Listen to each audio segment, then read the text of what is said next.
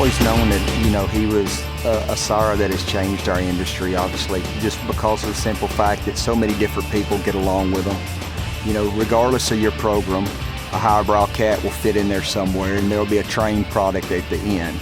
And that's what's very impressive to me about them. But all the ones that I've been around have always, there's been some at different levels, obviously, but most of them that I've been around have always wanted to get trained, and that's what impresses me the most about them. Come out willing to work, and athletic, and they just make really nice horses, real nice horses. And with OK Felix, I've never been around a horse that wanted to work a cow as bad as he did. Even later on in his 2-year-old year and all the way through his 3-year-old year. And when we turned the corner of his 3-year-old year, he just had such a strong desire to work and hold a cow. But I've never been around a horse that had as much heart and just wanted to hold a cow and just try to perform at his very best so consistently. First introduction with Highbrow Cat would be with my mare Katie Shorty in one of her first foals, which was a Cat Be Nimble and a Cat Be Quick, of which went on to win right at $400,000 and are still showing today. And just the incredible cow that both those babies had, and being able to raise them and be a part of the Highbrow Cat legacy, and then seeing my mare go on and produce has just been an amazing experience and something that we're really excited about continuing in the future. The reason I chose to breed to Highbrow Cat was because he is a standout in our industry and such an industry leader, amazing cow that he puts on each horse, and each horse is a show horse. And my husband and I get along with the Highbrow Cats really well, and we just want to continue that story and pursue breeding to Highbrow Cat. I would say the first time I rode a Cat Be Quick or a Cat Be Nimble, they would just take care of you. In a show situation or in a practice situation, it was just different. They knew what their job was and just had such integrity every time they would go to the herd, and they just took their job so seriously. So when Katie Shorty's foal, son of Katie Elder, was eligible for the futurity, I had a great experience through the go-rounds, came into the semifinals, was a little bit nervous because I had never made the futurity finals before, but he just rose to the occasion. We had an excellent semifinals and made the finals at the futurity. And just seeing the maturity in that horse throughout the entire show really said a lot about who he was as an individual and just as a show horse as a whole. After I knew that I'd made the finals at the futurity, it was a little bit of disbelief, or I can't believe this, I'm so excited, that feeling that you have, because it is one of the hardest shows to make the finals at. When it does happen, you're just sort of in shock. And I was so blessed that year. I also had a Highbrow Cat in the World Finals at the same time, and so it was really neat to be riding 2 Highbrow Cats, one in the top 15 of the non-pro and the World Finals each night, and then to have a Highbrow Cat in the futurity finals of the non-pro is just such an amazing experience and so hard to describe. So when I see all of our foals out in the pasture, I just see potential, because I know that we've done the hardest part, which is the research and the time and the dedication that it takes to get that baby on the ground. And it just gives you a sense of comfort knowing that they are so capable to go out and do their jobs, and it gives you something to really look forward to. And like I said, just true potential is out there. I believe that Highbrow Cat not only has been such an incredible sire of champions and just winners on so many different levels, but he's a producer of producers, and he has sons that are going on and producing. He has daughters that are going on and producing. So I would say the reason that I breed my mare to Highbrow Cat year after year would be marketability of the baby, consistency in the show pen, and you have a firm knowledge of what you're going to get. It is an investment that you're making, but with a huge return in whichever career you decide to take that horse. If you decide to keep it, if you decide to show it, if you then decide to sell it, just you have so many different avenues for that baby, and the possibilities are endless. The first Highbrow Cat that I got was named Cat Baloo, and he ended up going on and doing really well it's actually the first horse I ever made the fraternity finals on. What I learned was that horse, I was really young and maybe didn't have as much experience in the show pen, and that horse took care of me. Like he covered up a lot of my mistakes that I was making. He made me look really good, and I always tell my customers, I want a horse that's better than me, and because at the end of the day they have to do it, and that is one example where I felt like that horse taught me a lot. When I first started riding Cat Ballou, what impressed me about him, and then I've had some more highbrow cat offspring since, was just their mind. They were just so intelligent, and the best way I can describe them is like efficient. They don't hardly ever make a mistake. They don't hardly ever put their foot out of place, and so at times it can feel like you're not really, you kind of have this feeling of like, man, I don't know if I'm getting much done here. And then you'll either see your score, or someone will say, hey, watch me work this 3-year-old and tell me what you think. And they'll say, that horse is unbelievable, because it's just so easy for them. And that's why I think they've won so much money, is they're just really, really efficient, really smart, and they're very, very mature.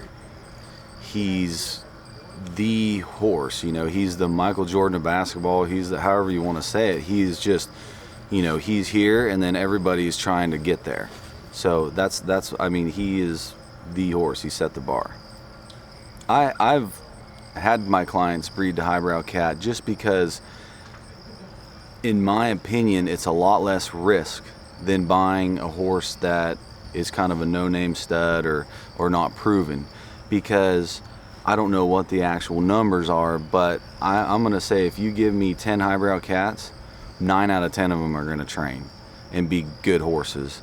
That's pretty hard to argue with those numbers. I know, he has one of the higher breeding fees in our industry, but if you look at the big numbers, the long-term, what you have in that horse by the end of his 3-year-old year, I think it's cheap. I think consistency is magic in business, and if you can consistently, obviously sire the way he's doing it, I think we go back to the risk thing. I think it takes a lot of the risk out of it, and you can't argue with success. And there no other horse has done what he's done, and I don't know if we'll see another one in our industry do what he's done. But to me, if you don't try one, you're leaving money on the table. I think as a whole, just his babies, they all want to work a cow. They all want to cut.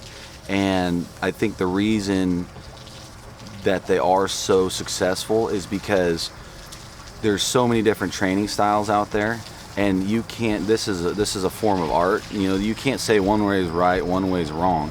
But that's why I think it doesn't matter if Joe Blow trains one this way and you ride one this way, they're going to do their job, and that's why they have so much success, is because they're so trainable. And then if you do get that special one, that quote unquote freak, you're gonna have a blast, because to me they only with their temperament and their brain, they only get better and better and better the more you show them. Some horses are kind of hot or frazzle-minded or wild, and those are the ones that take a lot of work. To me, when you get a highbrow cat trained, they stay trained, and they just get better and better, and you have to work them less and less so they stay healthy. And I mean, it's just a great thing. When I moved over here from Australia, I wanted to own a big dually truck and a highbrow cat, and that's so once time went on and my wife and I were able to buy a little mare back in, I think, 2007, and she was the first one I had. I showed her in the non-pro, and she was the first one to really enlighten me as to what everybody had said about them. Their trainability. She was just different. She wasn't her herself. She wasn't a superstar, but it opened my eyes and the window for me on what these horses can do and what that cat gene is all about, you know. As a guy that started a lot of 2-year-olds, just do different things, you know, don't act like normal 2-year-olds, and that just made me want more and more and more of them, you know. And through my chiropractic business over here, I'd been fortunate to work before I ever owned one or even really was much involved as far as riding cutting horses. I was able to work on some really good highbrow cat sons and then see them at horse shows and different things and develop a little bit of a you know, an image that they were to me. And when I seen Highbrow Jackson, he was a replica of those other horses that I'd seen in the show pen. You know, he was very mature for his age, he was very confident looking, he was laid back looking, and I'll never forget the first time I seen him. It was up in Pilot Point. He was being fitted up there for the Mr. Kenneth E. Jackson dispersal sale, and I walked into the barn and he was in the first stall on the left, and I walked in there and he was tied up, and he looked like Highbrow CD or Cat's Coyote Jack. I mean, he just looked like that shape, like those horses that I'd seen. And it's funny because it was early then. I remember moving him around, and he was so far from what the athlete that I'd had in my mind of other horses that I'd grown up riding or admiring. He was so far from that. We couldn't get him to lope. He looked like he was going to fall over half the time, but he had all those other qualities. And I sort of went out on a little bit of a limb in a new direction that I was going, you know, trying to trust in those traits that he was a cat, and that would come through, and thankfully it did. As soon as I started him, I was just like, oh my goodness, this horse is different, you know. And just once again, his mental stability, you know, he didn't have any of that. I've said to my wife several times, to me, you know, a lot of the highbrow cats wouldn't survive in the wild. Like, he never would have. He you know, when he was supposed to be worried and get away from something, he didn't. You know, when he was supposed to be cautious of something, he really wasn't. He was just happily just, you know, and but that's just what made him so trainable. You know, to me, that mental stability allows them, or that lack of survival instinct allows them to think when they should really be worried about something. You know, that horse really taught me a lot about that. You know, the horse's ability to think under pressure instead of be bothered. So that was really neat. Yeah, if someone was to balk at the breeding fee, I know it's at the high end or the highest end of our business, but I would just say, you know, look at the stats. You know, you can research it. The horse has produced over $70 million. You can go back and look at final after final, and if it's not direct sons or daughters, it's grandson or granddaughter. It speaks for itself. To me, you know, I see it all the time. I see a horse pop up that's by a second or third tier stallion that you're like, wow, what a really nice horse. And then you look one step further and it's out of a cat daughter. So, you know, to me, if it doesn't have cat somewhere on those papers, you need to play a different game. If you buy a yearling, you know, and you buy the yearling to start and resell as a 2-year-old, you mention highbrow cat and they're looking. You know, everybody who's anybody's going to look. You know, if you've got a brood mare, let's say you buy a mare to show or an own son, but if you buy a mare and she cripples and she's unable to have a big show career, she still is really good property. She's very, very valuable as a brood mare, and so I think any way you look at it, it's good real estate. You know, they've proven that as performance horses, they've proven that as horses to resell, and they've proven that as you know, brood mares. Well, highbrow cat's changed my life, or has had a huge impact on both my wife and my own life. Is that you know, we've built a training facility off the back of own progeny of highbrow cat. Highbrow Jackson was you know, had a lot to do with the exposure and got me started in the sour ring. Smart Little Jackson, a full brother, Paradox Cat, and then we've been able to sell some really nice babies by own sons of highbrow cat, and it's been wonderful for us. To me, as far as athleticism, there's no question that they're athletic. They've proven that, but to me, I'm repeating myself, I know, but it goes back to that that mental stability and that lack of survival instinct, that where they should get stiff and raised up and worried, they just slink around, and that's what separates them. There's a lot of other great athletes in this business, but when times really matter, that little bit of instinct that's in there that makes one think about, oh, I'm a little unsure, and raise up, and their body get a little rigid, the cats just keep slinking around, you know. I think there's definitely something about them that, you know, for the sport of cutting, that if you want to have a horse, you should have highbrow cats somewhere in the horse paper. You know, either on the mama side or on the stud side. You know, I think there's something about them horses that gives them an extra in the arena. Real Kiawe, they're athletic, and they know how to move their body to make it easy to work that cow. And they're real smart about a cow, and real greedy horses. Just kind of the whole package. They're quick to mature. You know, they get trained a little bit quicker than some other horses. They're real mature horses. You know, they get solid, and they get you working that cow sometimes a little bit quicker than the other horses. That's probably why they won so many futurities. You know, a lot of non-pros and amateurs, I mean, they're business people, and they don't get an opportunity to practice as much as, you know, they like to. And so I always try to somewhat kind of overmount my customers and have them a little more horsepower if they're not able to practice as much.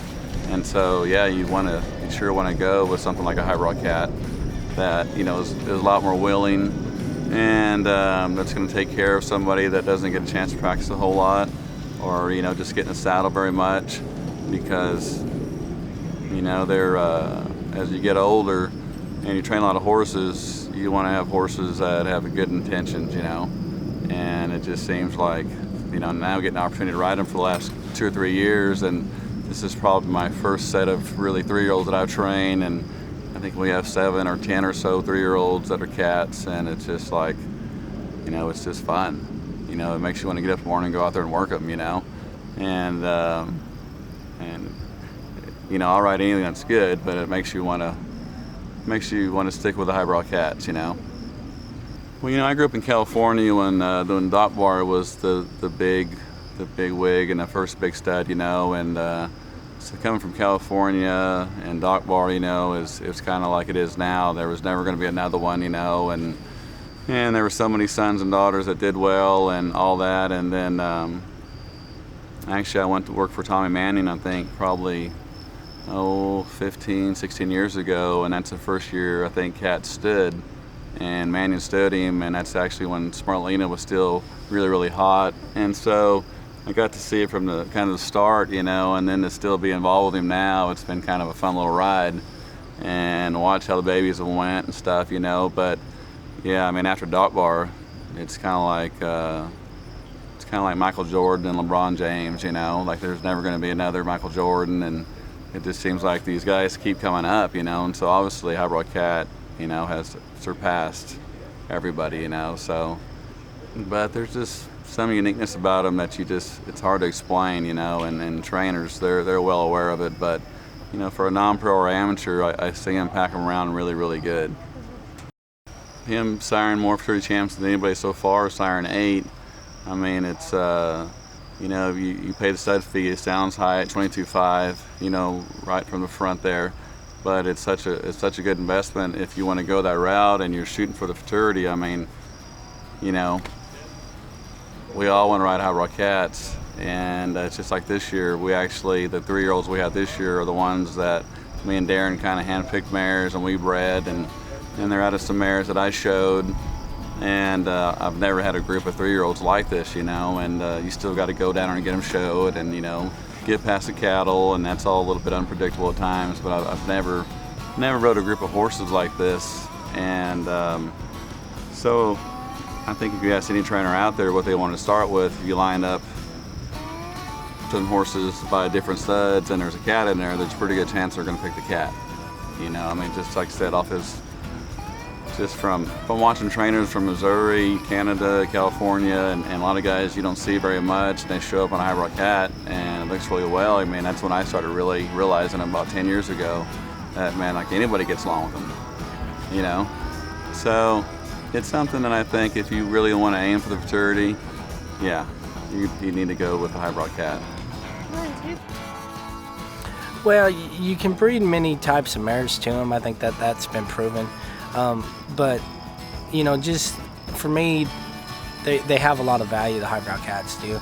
So you want to breed a mare that she has a lot of shape herself. So the colt, when it's younger, it looks good and has a performance aspect as well. So whether you want to sell it or ride it, you really can't go wrong either way. He is the benchmark in our industry. So it's kind of like the old saying, you know, he's the king, he's the top of the hill. So until somebody knocks him off, he's still the king, in my opinion. And he's proven that he's a competitor. Plus, as a stallion owner myself, I like his daughters. I like them. I like them as breeding horses. So you can breed them to different stallions, and like for me as a stallion owner, I can breed them to my stallion, and really liking the colts by him out of highbrow cat mares. So, you know, it's not just a performance-based deal. I like it from the breeding aspect as well. So with the highbrow cats, from a riding standpoint, you know, one thing that I think that they've always been known for is consistency and trainability, and it's been the same for me. I've ridden several cat mares that I really liked and raised them and liked. I have one that's one of my favorite brood mares, a young mare named Our Special Kitten, that I showed and won about 150,000 on, and I actually had a full sister to her that was one of my favorite horses and just had, you know, lameness complications. So I've had good success riding the mares, and you know, and I like to keep them to breed. So you know, from a performance standpoint, I just like the trainability and their conformation. You know, they're made well, they're good boned, they're well balanced made horses. So that's what I appreciate about them.